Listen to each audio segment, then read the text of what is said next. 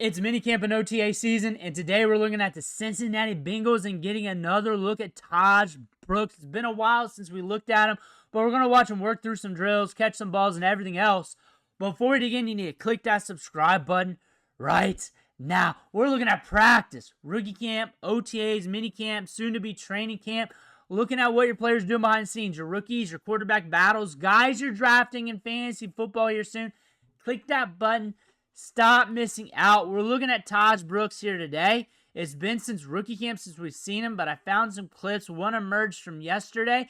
We're going to go over all this, all mashed together. We'll loop this and keep talking ball like always, but here we are. Here we are. Tahj Brooks right there. Right there we are. Tahj Brooks in the house. Here we go. This is one that went viral on social media yesterday, him catching the ball. It's thick lower half. Here's him in rookie camp.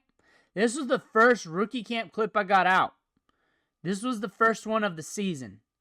It was Tahj Brooks, then I believe it was T-Mac, and then we got into the quarterbacks that day. Looking smooth. Interesting running back prospect here. He was a dark horse running back prospect in this year's class. Probably would have got more notoriety if he was in any other running back class. This was one of the deepest, most talented running back classes of all time. Over 3,000 yards rushing in the last two seasons, double-digit touchdowns in each, and is a good late-round running back. A good late-round running back. This is a team, running back-wise. You're looking at Chase Brown as your starter. You also still got Zach Moss, Samaje Perine's brought back, Tahj Brooks right behind him. Other guys like Kendall Milton, who was a prospect I like as a deep dart throw for NFL teams back in the day. But now, we're looking at Tahj Brooks here. Like, if something happens, he's not far from seeing the field. If he exceeds expectations in camp, plays well in training camp, he's not far from seeing the field. Over time, and he keeps playing well, steps it up here in training camp, that's when things really going to matter. It could be him and Chase Brown. We could be looking at that. Him and Chase Brown. Perine, Moss, they ain't going to be there forever. They're not going to be in the league for a long time because they're older vets, especially for the running back position. Brooks and Brown. That could be your backfield. That could be your tandem that you're looking at this year. That's what you could be seeing at the end of the season. That's what it could be. It's like. And then he's a good running back. What I saw on the tape, Texas Tech, is a very patient running back during his approach to the line of scrimmage. Vision is superb. He's got good eyes. He's got the feel. He can read the momentum of the players around him. They pull a good bit at Texas, at least the games I watched. Maybe I'm off on that. But he's good at reading his polars, making his move. He's got some bursts in the open field. I believe his main trait's that vision and patience. He's got a good dead leg on him. Creates a lot of separation while moving laterally from the tackler, especially in the open field. What can you say down on him? It's hard because you look at the draft capital, you look at the production and what you're seeing on tape, and that's a good value. He's nothing compared to like those top running backs, but honestly, he's a good money ball play for this team.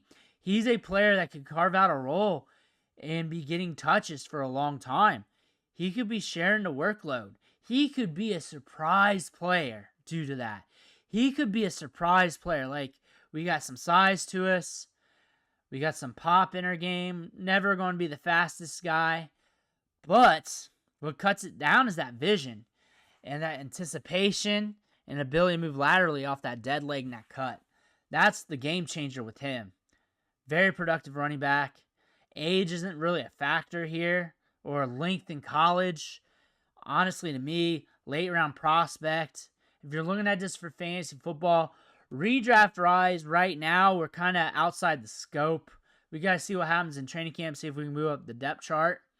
Dynasty-wise, cheap dart throw running back. Lottery ticket running back that you're pulling cheap chips on in your rookie drafts or in trade. And I want a lot of cheap chips at the running back position from this year's class. I do. I think we're going to get a few of them that do something out there on the field.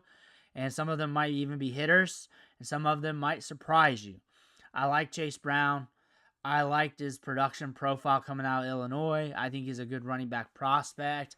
Teams like to roll committees. You have two thick veteran running backs in front of them. This may not be a long-term play for those guys. So if he can just look good, like you're more than just watching him in season. I'd be watching him good in training camp, see where he's getting play at, see if he starts seeing carries, touches, and snaps throughout the year, depending on how you want to work him in your leagues going into 2026. If the injuries start mounting up, and it could be even to P. Ryan or whoever else back there, if he starts getting more looks, then you need to raise your eyebrows to that and start paying attention to him. He's got some gusto to his game.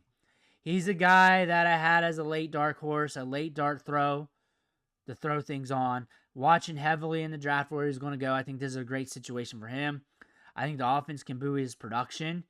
That vision, patience that we see in his game, that could lend to him being on the field. That could lend on him being more productive than advertised as one of those late round players that surprise you.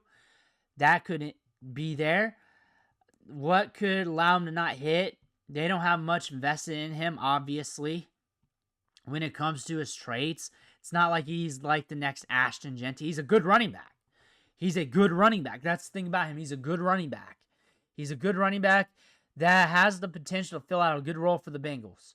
Now, when you're looking at fantasy, you're looking at top-tier production. So you need things to go well. You need for him to get on the field. You need things to go not so well for some other players. You need the Bengals not to draft another running back. You need that not to happen. This is a deep running back class, so consider where he's drafted at. I would not be surprised if he goes a few spots to a round or so higher in other classes. The production's there. I think if he gets his moment, he could catch fire. I think that could potentially happen. Could be a delayed asset, just like we saw with Brown. It took him a little bit and then eventually got his moment. That could potentially happen here.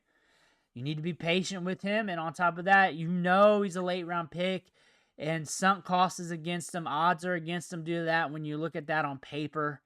But honestly, when you look at him for the Bengals, this is a good running back. This is a very good running back. This is a good running back for the value, too. He has good, mid-round potential when it comes to his athleticism and talent that you're getting here for the Cincinnati Bengals. This is a running back prospect that could help the team for the long term, that could carve out a good role. Like Brown could be getting his, then you see him out on the field, and Brooks be getting some opportunity there.